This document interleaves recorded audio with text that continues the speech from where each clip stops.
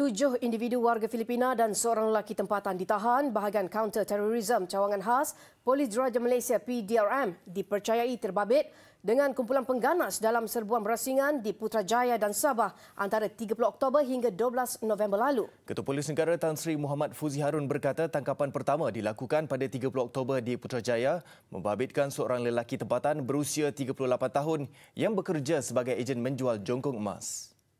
Dalam satu kenyataannya kepada media, Tan Sri Muhammad Fuzi berkata suspek dipercayai terbabit dalam menyalurkan dana kepada Akil Zainal iaitu rakyat Malaysia yang menyertai kumpulan militan Daesh di Syria pada 2017 bagi tujuan membiayai kegiatan keganasan.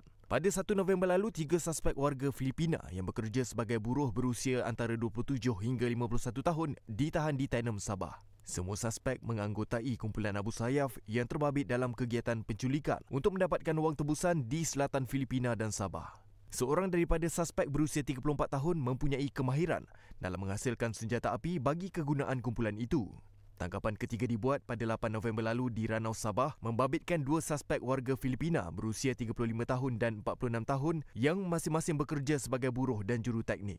Suspek berusia 35 tahun berperanan merekrut kanak-kanak untuk menyertai kumpulan ASG dan dijadikan perisai manusia ketika bertempur dengan tentera Filipina di Basilan, selatan Filipina. Suspek juga terbabit dalam memenggal kepala tebusan kumpulan Abu Sayyaf. Ketika ditahan, kedua-dua suspek sedang merancang untuk melarikan diri ke selatan Filipina bagi mengelak ditahan pihak berkuasa.